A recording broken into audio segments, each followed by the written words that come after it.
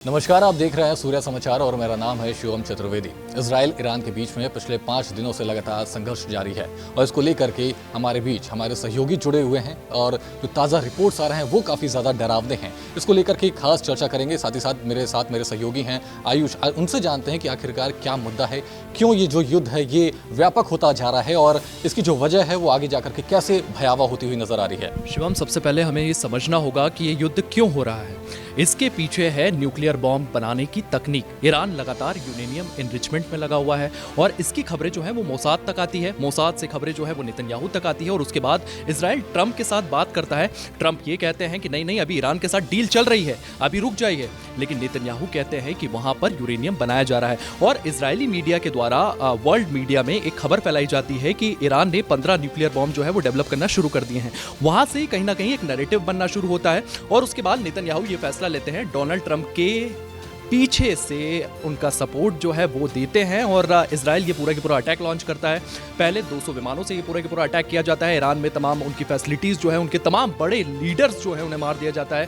Army के तमाम officials जो है उन्हें मार दिया जाता है और इस तरीके से ये जंग जो है लगातार आगे बढ़ रही है। अभी की अगर खबरें देखें हम तो इजराइल की ओर से एक बात बोली गई है और ये बात नोट करने वाली है कि खामिनेई का हर्ष सद्दाम हुसैन जैसा होगा। ईरान और इराक की अगर बात करें तो इराक के लीडर थे सद्दाम हुसैन, उन्हीं के जैसा हर्ष जो है वो खामेनेई का होगा। खामेनेई जो है वो सुप्रीम लीडर है वहां के और उन पर भी हमला करने की जो एक खबर है वो सामने लीक हुई थी।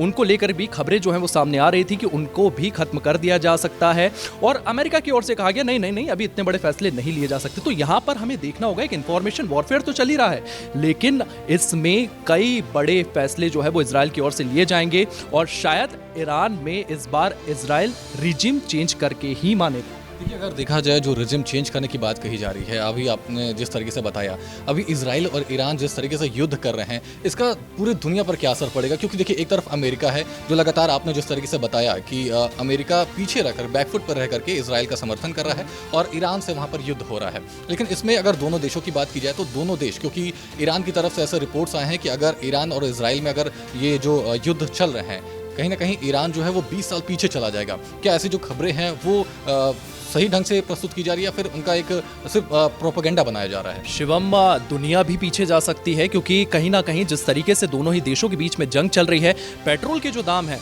वो 10 से 15% बढ़ते हुए नजर आ रहे हैं। जिस तरीके से पेट्रोल के दाम बढ़ते हैं तमाम देशों की इकोनॉमी जो है उससे गड़बड़ाने लगती है और सबसे बड़ा मुद्दा यहाँ पर है स्ट्रेट ऑफ हॉर्मुज। सबसे बड़ा मुद्दा है स्ट्रेट ऑफ हॉर्मुज, वो इसलिए है क्योंकि वहां से दुनिया का लगभग 60 से 70% तेल का व्यापार होता है। दूसरे व्यापार जो है वहां से होते हुए जाते हैं। तो अगर स्ट्रेट ऑफ हॉर्मुज ब्लॉक कर दिया जाता है ईरान के द्वारा तो यहां पर बहुत गड़बड़ हो जाएगी। दुनिया की इकोनॉमी जो है वो गड़बड़ा जाएगी। भारत की अगर बात करें तो भारत के तमाम एक्सपोर्ट्स भी उस रास्ते से जाते हैं। तो कहीं ना कहीं हमारा एक इंटरेस्ट जो है वो भी इसी पक्ष में होगा कि ईरान और इजराइल दोनों ही देश शांत हो जाए। एक सवाल और है आपसे कि देखिए, अगर अन्य देशों की बात की जाए, चाहे जापान हो, जापान के पास तो वैसे परमाणु हथियार है नहीं।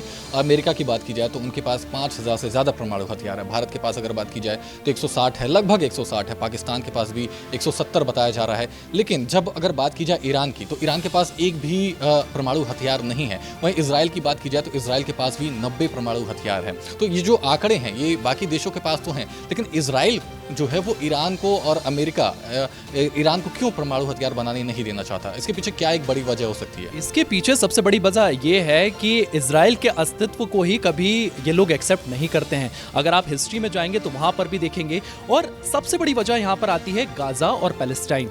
यहाँ पर जो मुस्लिम वर्ल्ड है उनकी ओर से ये कहा जाता है कि वहां पर मुस्लिमों पे अत्याचार हो रहा है, हमको उन मुस्लिमों के लिए आवाज उठाना है और ईरान जो है वो मुस्लिम देशों का नेता बनना चाहता है। सऊदी अरेबिया वैसे मुस्लिम वर्ल्ड को लीड करता है लेकिन सऊदी अरेबिया की ओर से ना गाजा का मुद्दा उठाया जा रहा है ना ही पैलेस्टाइन का मुद्दा उठाया जा रहा है। तो अब ईरान ये चाहता है कि वो मुस्लिम वर्ल्ड का लीडर बने और इसीलिए ईरान जो है वो कहीं ना कहीं इजराइल से काफी नफरत करता है।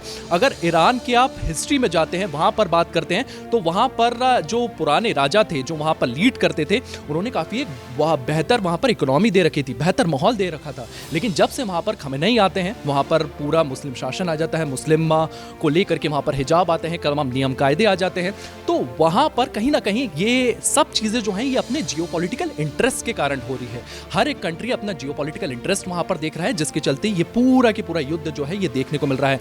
इसमें सबसे बड़ी बात हमें ये भी देखना होगी कि लगातार यूएस की ओर से हथियार तो इसराइल को सपोर्ट किए जा रहे हैं, यूएस के तमाम विमान जो है वो इसराइल की ओर आ रहे हैं, लेकिन ये जंग जो है ये कहीं ना कहीं दुनिया को भी पीछे ले जाएगी। ईरान को तो पीछे ले ही जाएगी, लेकिन दुनिया को भी ये जंग पीछे ले जाती हुई नजर आएगी। अगर वहीं बात की जाए तो जो इसराइल है, इसराइल को जॉर्डन, फ्रांस और अमेरिका का समर्थन मिल रहा है, लेकिन ईरान की अगर बात की जाए तो ईरान को जो समर्थन मिल रहा है वो उस तरीके से खुल के नहीं मिल रहा है। तो क्या लगता है कि ईरान किस तरीके से इसराइल का सामना कर पाएगा?